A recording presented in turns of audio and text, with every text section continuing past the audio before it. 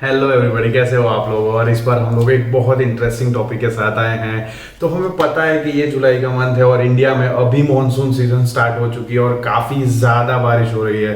तो हम अगर स्टैटिस्टिक्स के हिसाब से जाएं ना, तो 100% में से अप टू 40% रिपेयर्स के लिए जो भी इलेक्ट्रॉनिक डिवाइसेस जाते हैं उनका रीज़न होता है पानी में गिरना या फिर उन पर पानी गिरना।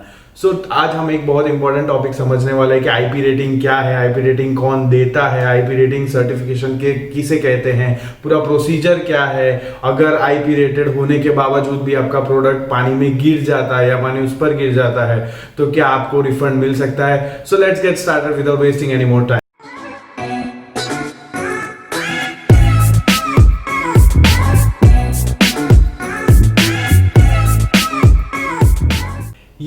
सबसे पहले हमारे लिए ये समझना जरूरी है कि आईपी यानी क्या।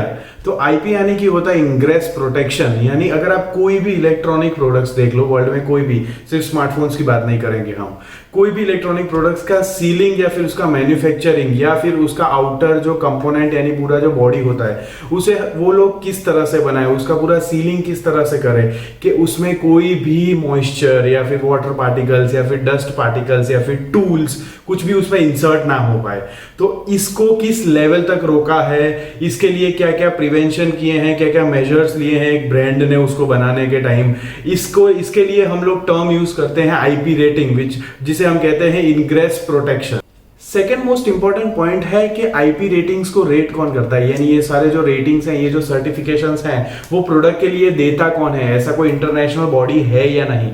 हाँ, तो ऑफ कोर्स है इंटरनेशनल इलेक्ट्रोटेक्निकल कमीशन, उसे हम आईईसी के नाम से भी जानते हैं। तो वो एक इंटरनेशनल स्टैंडर्डाइजेशन का ऑर्गेनाइजेशन है जो सारे ही इलेक्ट्रिकल और इलेक्ट्रॉनिक डिवाइसेस के लेके, टेक्नोलॉजीज को लेके पूरा वो डेटा एनालाइज करते हैं और इसके हिसाब से सर्टिफिकेशन देते हैं कि इसको किस हिसाब से आईपी रेट करना चाहिए।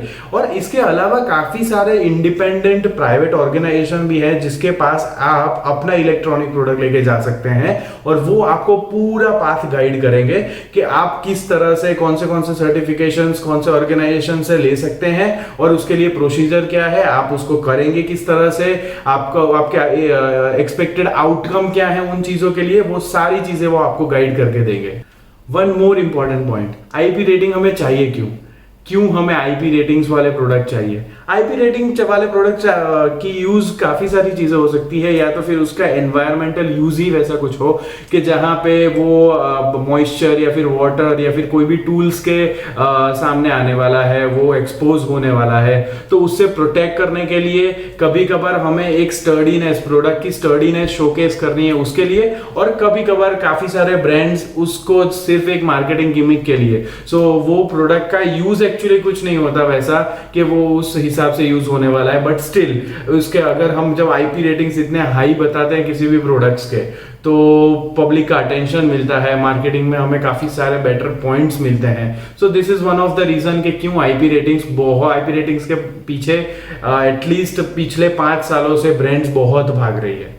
The biggest concern right here, अभी वो सबसे बड़ा कंसर्न हम डिस्कस करेंगे कि अगर एक प्रोडक्ट मैं खरीदता हूँ वो आईपी रेटेड है और अगर वो डस्ट पार्टिकल्स के कांटेक्ट में आता है या वाटर पार्टिकल्स के कांटेक्ट में आता है और अगर उसमें कुछ प्रॉब्लम होती है तो क्या उसके बाद क्या मैं वारंटी क्लेम कर सकता हूं, क्या मैं रिफंड क्लेम कर सकता हूं। तो हमें ये समझना होगा कि ये जो आईपी रेटिंग्स कोई भी ब्रांड देती है या फिर आईईसी जैसे ऑर्गेनाइजेशंस देते हैं, रेट करते हैं किसी भी प्रोडक्ट्स को, वो एक आइडियल एनवायरनमेंट होता है, एक सिमुलेशन होता है। जैसे आपने देखा होगा कि एनकैप रेटिंग्स जो मिलते हैं नॉर्मली कार्स को, एनकैप के सेफ्टी रेटिंग्स, जैसे कि अभी टाटा अल्ट्रोज को 5 आउट ऑफ 5 एनकैप का सेफ्टी रेटिंग मिला था। It is only by the way it is the only car in India जिसे 5 आउट ऑफ 5 मिले थे। तो वैसे ही आइडियल कंडीशंस में इन्हें किया जाता है, पूरा टेस्ट किया जाता है।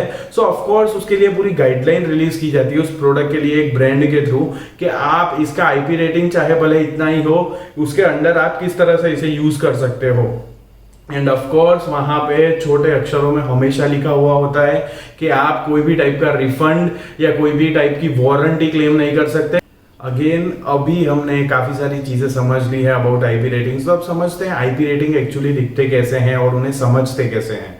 तो आईपी रेटिंग्स हमेशा आप देखते होगे तो कोई भी प्रोडक्ट्स पे टू अल्फाबेटिक्स होते हैं, अल्फाबेट्स होते हैं और 2 न्यूमेरिक नंबर्स होते हैं. सो अब भी दो first initial 2 letters are alphabets and the last 2 digits are numbers. तो अभी हमें ये समझना होगा सबसे पहले तो ये रिप्रेजेंट क्या करते हैं. सो फॉर एग्जाम्पल मैं आपको एक एग्जाम्पल देके समझाता हूँ. जैसे कि मैंने एक नोट बनाई है, तो मैं जैसे कि iPhone 11 Pro और iPhone 11 Pro Max वो IP68 रेटेड है. तो अभी IP तो हमें पता चल गया कि इनग्रेस प्रोटेक्शन, उसका मतलब वो होता है, लेकिन ये 68 क्या है. तो मैंने पूरा एक चार्ट प्रिपेयर किया है जिससे हमें ये पता चलेगा कि फर्स्ट डिजिट और सेकंड डिजिट क्या रिप्रेजेंट करता है. सो फॉर एग्जांपल अगर आप कोई चीज खरीदने जाते हो और आप उस वेंडर को पूछते हो कि ये IP रेटेड है और वो बोलता है हाँ ये IP रेटेड है, ये प्रोडक्ट IP रेटेड यानी IP40 है, तो क्या वो एक्चुअली IP रेटेड है? आप उसको पानी में डुबा सकते हो, वो कहने के लिए तो IP रेटेड है, लेकिन आप क्या वो कर सकते हो?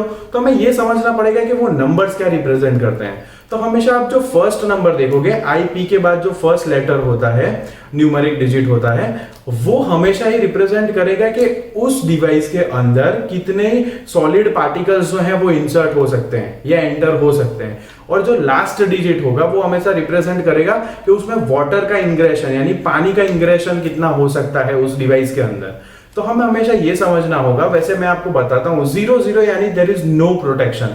यानी फॉर एग्जांपल अगर कोई प्रोडक्ट में ऐसा लिखा जाता है कि वो IP00 है, जो कभी लिखा नहीं जाता बेसिकली, तो वो हमेशा यानी उसमें कोई प्रोटेक्शन नहीं है.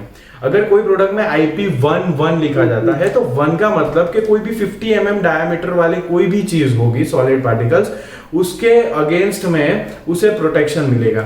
और same is with vertically falling water drops होंगी, तो राइट साइड वाला जो वन है उसमें आपको वो रिप्रेजेंट करता है कि अगर वर्टिकली फॉलिंग वाटर ड्रॉप्स है तो बेसिकली जैसे हम कहते हैं कि स्प्लैश रेजिस्टेंट है या ऐसे जो प्रोडक्ट्स हैं वो इस कैटेगरी में आते हैं. वैसे ही आप आगे बढ़ते जाओगे तो आपको ये भी बताया जाएगा कि जैसे कि फॉर एग्जाम्पल IP44 है, तो इसका मतलब क्या है कि अगर कोई भी सॉलिड ऑब्जेक्ट्स हैं जो 1 mm डायमीटर से भी बड़े हैं, फॉर एग्जांपल वायर, वो कभी इसमें नहीं इंसर्ट हो पाएंगे. या फिर protected against water spraying at any angle, यानी अगर आप उस प्रोडक्ट को किसी भी एंगल पर उस पे वाटर स्प्रे करोगे तो उससे कोई फर्क नहीं पड़ेगा. वैसे ही हमने जैसे बात की कि iPhone 11 और 11 Pro Max जो है वो IP68 रेटेड है, यानी उसका जो फर्स्ट लेटर है 6 वो करता है, रिप्रेजेंट करता है complete dust protection, no ingression of dust, यानी किसी भी टाइप का डस्ट उसमें नहीं एंटर हो सकता किसी भी केस में. और व्हाट डज 8 रिप्रेजेंट के protected against continuous submersion in water, यानी अगर आप उसको एक कंडीशन के अंदर वाटर के अंदर डुबा के रखते हो पानी के अंदर तो भी उसे प्रोटेक्शन मिलेगा. तो ये दोनों चीजें, यानी अब हमें पता चल रहा है कि IP68 इसे कहते हैं. अब तो ये IP रेटिंग हो गया. वैसे ही हमने देखा है कि नॉर्मली जो स्मार्ट वॉचेस होती हैं उसमें ATM रेटिंग्स आते हैं. सो जैसे कि अभी सैमसंग का जो लेटेस्ट गैलेक्सी वॉच है उसमें 5 ATM करके रेटिंग दिया हुआ है. तो 5 ATM क्या होता है? यानी वो जो प्रोडक्ट है वो 50 मीटर डेप्थ तक पानी के अंदर 10 मिनट के लिए टिक सकता है. So it can survive that amount of water. अभी आप देखो तो ATM क्या है, यानी जैसे कि आप स्विमिंग जैसी एक्टिविटीज में उसे आप 100% ले जा सकते हो. ATM क्या है? तो ATM ऐसा है कि जैसे ही आप 10 मीटर डीप जाते हो कोई भी वाटर लेवल पे, तो हर एक 10 मीटर के बाद आफ्टर एवरी 10 मीटर्स एक एटमॉस्फेरिक प्रेशर नया क्रिएट होता है. सो जैसे कि 50 मीटर जब हमने कहा कि 50 मीटर डीप तक जा सकता है, उसका मतलब है कि we can go up to 5 pressure level तक हम उस डिवाइस को ले जा सकते हैं, इसीलिए उसे हम 5 ATM कहते हैं. वैसे इसी तरह से आपको काफी सारे डिवाइसेस मिलेंगे जो ATM रेटेड होंगे या फिर IP रेटेड होंगे या फिर IPX4 रेटेड होंगे. तो X यानी उसके अंदर कोई भी डस्ट रेजिस्टेंस नहीं है, लेकिन वो 4 बताने से पता चलता है कि वो सिर्फ वाटर रेजिस्टेंट है अप टू सर्टेन लेवल. तो इस तरह से डिफरेंट चीजें होती है. काफी बार हमें खुद भी समझना होता है कि ऑफ कोर्स वाटर के अंदर काफी टाइम डस्ट होती है, तो अगर ऐसा जो रेटिंग है क्या वो एक्चुअली वर्थफुल है, वो हमें खुद सोचना होगा. काफी बार सिर्फ मार्केटिंग गिमिक्स के लिए ब्रांड्स ऐसा ट्राई करती है कि वो किसी टाइप के किसी ऑर्गेनाइजेशन से रेटिंग्स ले ले. सो आई होप आपको ये टॉपिक समझ आया होगा और आपको पता चला होगा कि स्प्लैश रेजिस्टेंस या वाटर रेजिस्टेंस या IP रेटिंग्स ये सारी चीजें क्या है, या ATM रेटिंग्स. सो अगर आपको कोई भी डाउट हो तो आप कमेंट बॉक्स में कमेंट कर सकते हो, और अगर आपको हमारा वीडियो पसंद आया हो तो प्लीज इसे लाइक करिए, सब्सक्राइब करिए चैनल को और शेयर कीजिए। इससे हमें मोटिवेशन मिलेगा, हमें पता चलेगा कि आपको हमारा कंटेंट पसंद आ रहा है। Till then bye bye, take care और मिलते हैं नेक्स्ट वीडियो पे।